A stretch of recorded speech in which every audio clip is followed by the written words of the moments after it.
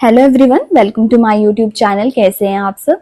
जो आज मैं आपके लिए क्वेश्चन लाई हूँ, दीज आर PYQ, स्पेशली जो है not set 5 and not set 6 के PYQs हैं जो मैंने आज की वीडियो में डिस्कस करे हैं। And these are I think 20 question there, so please इसे अच्छे से करना एंड साइड बाय साइड आप देखना भी कि आपको जो है कितना आपका जो है वो क्वेश्चन सही हो रहे हैं। एंड अगर आपको कोई भी डाउट हो आप कमेंट सेक्शन में मुझे कमेंट कर सकते हैं। तो चलिए फर्स्ट क्वेश्चन से स्टार्ट करते हैं। इन 36 year old female, ultrasound shows 2 mm mass and CA125 is reactive, which is your tumor marker. What is the diagnosis for this patient? First of all, you should also know the CA125 जो है आपका एक tumour marker है जो हम किस में detect होता है, वो डिटेक्ट होता है for your ovarian cancer. And also there is one other important tumour marker which is CA15-3। ठीक है, ये किस उसका कैंसर का ये मार्कर है, it is your breast cancer marker. ठीक है, तो ये जो आपके पास नॉट सेट 6 के प्रीलिम्स में जो है ये आपके पास PYQ था, तो हो सकता है इस बार आपसे ब्रेस्ट कैंसर का या फिर किसी और अदर कैंसर का ट्यूमर मार्कर पूछे। तो इसका जो जितने भी ट्यूमर मार्कर्स हैं एक बार आप इन्हें देख लेना। Okay, next, a child is having diarrhoea, show sunken eyes and is eagerly thirsty. When milk is provided to the baby, it drinks eagerly. Which type of dehydration in this patient? मैं आप सभी को बता दूं कि ये जो diarrhoea का टॉपिक है, ठीक है, इससे हमेशा लास्ट 2 to 3 ईयर से क्वेश्चन आ रहा है, specially in type of dehydration. ठीक है, बहुत इजी है अगर आप इसे पढ़ के जाएंगे अच्छे से, बिकॉज इसमें क्या होता है ना, थोड़ा स्लाइट चेंज है तो बहुत ज्यादा चांसेस रहते हैं गलत होने के। ठीक है, फर्स्ट ऑफ ऑल आपने देखना है कि चाइल्ड में डायरिया का पूछा है, सनकन आइज पूछी है आपसे, ठीक है, ईगरली वो थर्स्टी है और जब उसे मिल्क दिया जाता है तो वो ईगरली उसे पीता है। तो ये जो सारे साइन एंड सिम्टम है वो आपके पास शो करते हैं किस उसके। फर्स्ट ऑफ ऑल अगर आपके पास ये सीवियर होती, ठीक है, सीवियर के हो सकते हैं या फिर आपके सम डिहाइड्रेशन के हो सकते हैं, तो उस पर डिफरेंस क्या है। जो मेन डिफरेंस है आपके पास सीवियर और सम में, वो मेन ये है कि जो आपका सीवियर डिहाइड्रेशन है उसमें सबसे पहला मेन डिफरेंस आता है कि जो आपका बेबी होगा वो आपके पास कैसा होगा, या तो वो बहुत ही लेथार्जिक होगा, ठीक है, लेथार्जिक बेबी होगा, या फिर उस बेबी की जो स्किन है ना वो बहुत, जब आप उसको पिंच करोगे तो वो बहुत स्लोली जाएगी, विच इज योर मोर देन या फिर इक्वल टू 2 सेकेंड का वो टाइम लेगी इन सम डिहाइड्रेशन। ठीक है, इसमें क्या होगा, इसमें भी हो सकता है कि आपका बेबी लेथार्जिक हो, फटीक हो, ये एक कॉमन है लेथार्जिक फटीक। ठीक है, पर इसमें आप जो बेबी की स्किन है वो स्लोली जाएगी इसमें भी, लेकिन इसमें 2 सेकेंड से मतलब 2 सेकेंड से थोड़ा कम टाइम ही लगेगा। और सबसे मेन आता है कि सीवियर डिहाइड्रेशन में बेबी कुछ भी नहीं पी पाता, वो कोई भी ड्रिंक एक्सेप्ट नहीं कर रहा है, वो नहीं ले रहा है कुछ भी, जबकि इसमें जो बेबी की सम में जो बेबी की थर्स्ट होती है वो कैसे होता है, वो इगरली जो है वो पीना चाहता है, मतलब ऐसा लगता है प्यासा है बेबी बहुत टाइम से। ठीक है, तो ये जो है वो कुछ डिफरेंसेस हैं, आपको पता होने चाहिए। तो ये जब भी आपके पास ऐसा कुछ है, सनकन आईज है, जब उसे दे रहे हैं कुछ पीने तो पी रहा है और इगरली पी रहा है, तो ये शो करता है आपके पास सम डिहाइड्रेशन। ठीक है, एंड आपके पास सीवियर में बच्चा कुछ भी नहीं ले पाएगा एंड हमारे पास एट द एंड ऑप्शन जो है वो IV फ्लूइड्स का ही होगा। ठीक है, इसकी जो स्किन है वो जो हम पिंच करेंगे तो वो 2 और मोर देन 2 सेकेंड्स का टाइम लेंगे वो वापस जाने में। ठीक है, ये आपके पास डिफरेंस आते हैं इन डिहाइड्रेशन में। नेक्स्ट, और ये क्वेश्चन बहुत इंपॉर्टेंट है, ये आपके नॉट सेट 6 के प्रीलिम्स में क्वेश्चन पूछा था। Next question, function of zinc in management of diarrhoea. As you all know, diarrhoea जो डायरिया होता है बच्चों को, तो उसमें उनको क्या दिया जाता है, जिंक दिया जाता है। तो इसका मेन फंक्शन क्या है। ठीक है, देखिए जो जिंक है वो एक बहुत ही ज़्यादा ज़रूरी आपके पास न्यूट्रिएंट, माइक्रो न्यूट्रिएंट है, स्पेशली फॉर योर मेटाबॉलिज्म। ठीक है, एंड आपकी बॉडी की जो एक इम्यूनिटी में भी ये रोल प्ले करता है। ठीक है, तो बच्चों में जब डायरिया में हम इसे देंगे तो इसका मेन रोल क्या होगा, ये मेंटेन करके रखेगा हाइड्रेशन, क्योंकि जिंक क्या करता है ड्यूरिंग डायरिया, ये क्या करता है आपकी जो मतलब फ्रिक्वेंसी जो होती है ना आपकी डायरिया की, उसको डिक्रीज कर देता है। मतलब अगर अब बार बार जो बेबी को डायरिया हो रहा है तो उसकी फ्रिक्वेंसी को कम कर देगा, वाटर लॉस को प्रिवेंट करेगा वैसे ही। ठीक है, तो यहाँ पे आपका जो ऑप्शन आएगा वो आएगा, राइट ऑप्शन इज योर, आपका आंसर है यहाँ पे option number 3 which is your maintain hydration. And अब आपसे एक और क्वेश्चन पूछा जा सकता है कि what is the dose for 6 month up to 6 month baby and more than 6 month जो इंडिविजुअल बेबी है, ठीक है, उसको हम क्या डोज दे सकते हैं। ठीक है, तो 6 मंथ वाले के लिए जो है वो 10 जो है इसकी डोज रहती है एंड मोर देन 6 मंथ में हम 20 जो है अकॉर्डिंग टू देयर यूनिट, ठीक है, हम इसकी जो है वो डोज प्रोवाइड करते हैं बेबी को। ठीक है, ये जो आपने बहुत अच्छे से ये चीज़ें याद रख लेनी है क्योंकि ये काफ़ी ज़्यादा इम्पॉर्टेंट है आपके पास कि इसमें क्या डोज होती है क्या डोज नहीं होती है। ठीक है, ये फ्रिक्वेंटली क्वेश्चन वो आपके पास पूछते हैं। ठीक है, 10 mg में भी mg यूनिट यूज होते हैं, mg एंड 20 mg। ठीक है, इसमें थोड़ा कंफ्यूज था मुझे, तो ये आपने याद रखना है कि जो बेबी 6 मंथ या उससे छोटा होगा तो उसे 10 mg एंड जो मोर देन 6 मंथ वाला बेबी होगा तो उसे 20 mg की यूनिट जो है वो प्रोवाइड की जाती है जिंक की। ये आपके पास टैबलेट फॉर्म में भी दे सकते हैं। ठीक है, अगर 6 मंथ वाला है तो उसे हाफ टैबलेट दे सकते हैं। ठीक है, और अगर ये आपके पास जो है अगर बेबी 6 मंथ से ज़्यादा है तो उसे जो है फुल एक टैबलेट दे सकते हैं। ठीक है, तो ये मेनली पूछा जाता है कि जिंक की क्या डोज है और इसका क्या फंक्शन है। Next question, a baby is admitted in the ICU and is on ventilator support by 4 mm ET tube. What size of suction catheter should be used for this child? ठीक है, very important. ET के बहुत ज़्यादा question आए हुए थे आपके पास not set 6 में भी, तो ईटी का जो टॉपिक है सब्सिक्वेंटली ये एक बहुत ही इंपॉर्टेंट टॉपिक बन जाता है। तो ईटी का टॉपिक तो छोड़ के मत ही जाना, डिहाइड्रेशन का भी मत छोड़ के जाना टॉपिक। ठीक है, जो प्रीवियसली ज़्यादा पूछे हैं वो तो आपने करने ही करने हैं। ठीक है, इसमें आपको कैलकुलेट करना है कि क्या सक्शन कैथेटर हम यूज़ होंगे।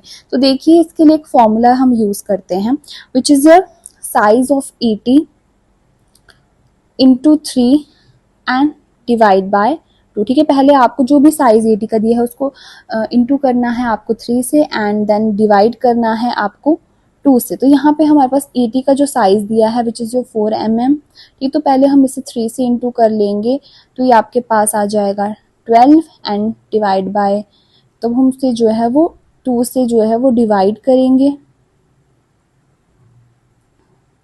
ठीक है, जब हम इसे 2 से डिवाइड करेंगे तो 2 6 12। ठीक है, तो जब भी आपके पास इस तरीके से हम करेंगे तो हमेशा आपको लार्जेस्ट वन यानी वन लार्जेस्ट साइज इसे आपको प्रेफर करना है। तो यहाँ पे हमारे पास 6 आया तो हम क्वेश्चन में देखेंगे हमारे पास 8 फ्रेंच है।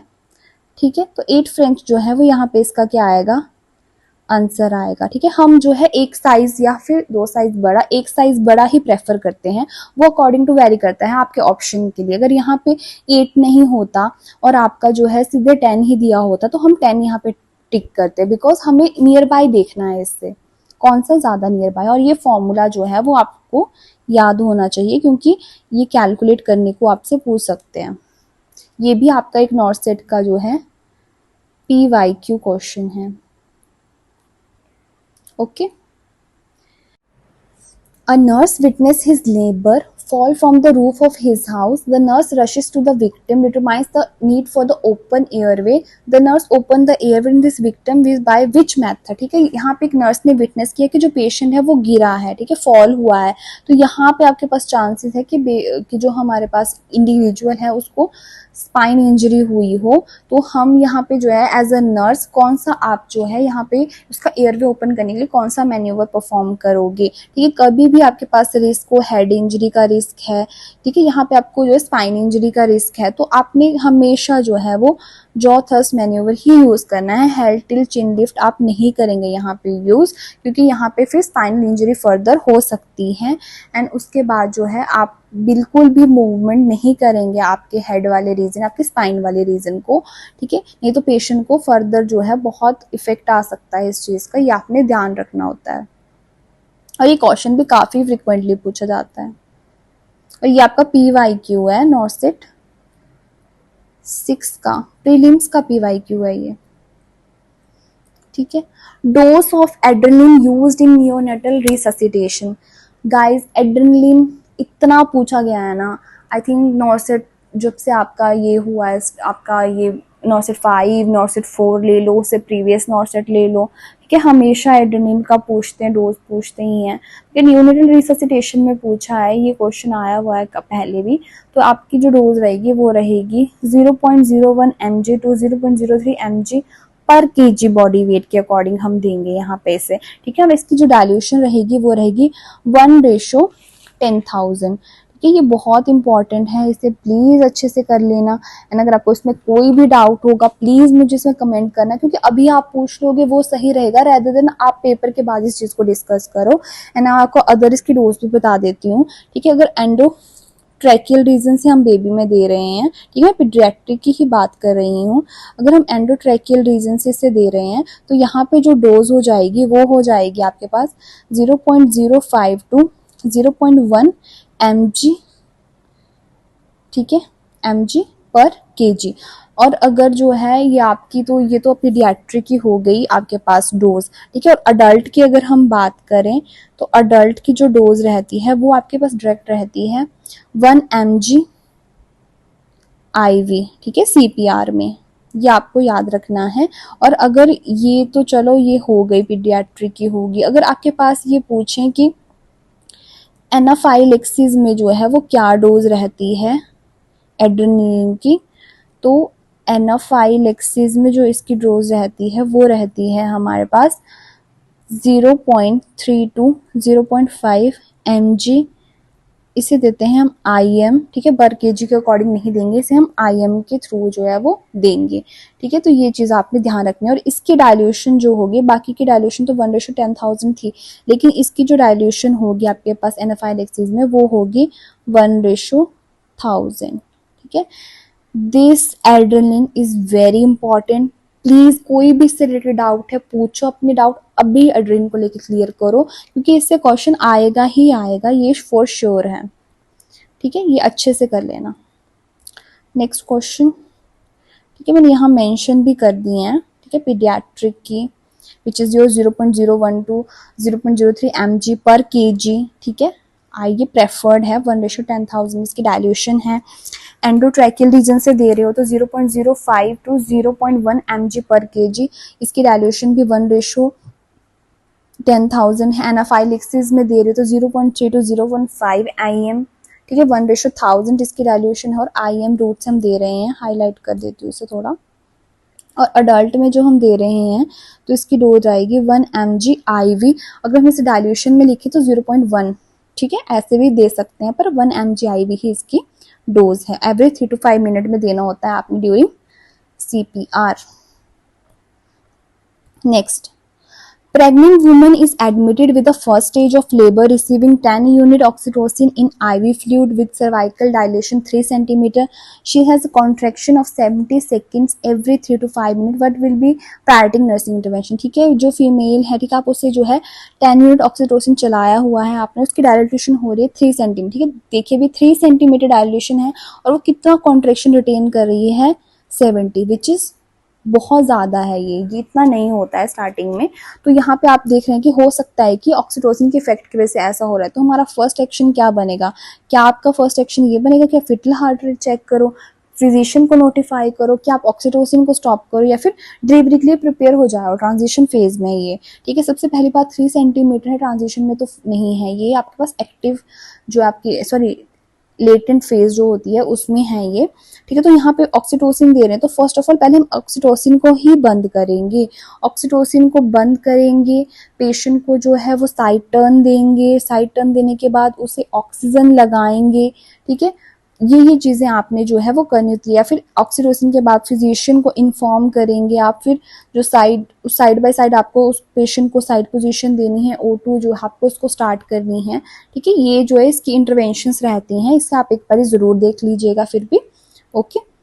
Next question, most of extra calcium for pregnancy is needed during which trimester, ठीक है। जो मैक्सिमम कैल्शियम रिक्वायरमेंट होती है वो किस ट्राइमेस्टर में होती है? फर्स्ट में, सेकंड में, थर्ड में, या फिर कैल्शियम की कोई नीड ही नहीं होती है, कोई नीड इंक्रीज नहीं होती है?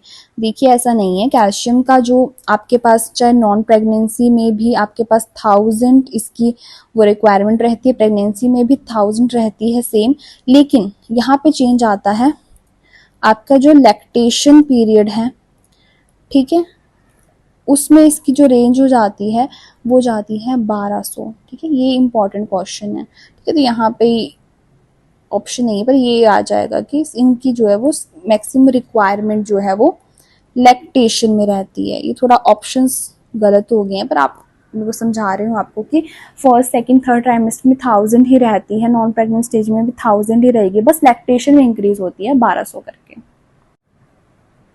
नेक्स्ट क्वेश्चन देखते हैं, iron requirement during lactation period. आपको जो है वो कितना आयरन रिक्वायर्ड होता है during your lactation period, which is 29, 25, 23 और 40, ठीक है। लैक्टेशन के ड्यूरिंग जो आयरन की रिक्वायरमेंट होती है वो होती है 23 mg पर DL, yes dear।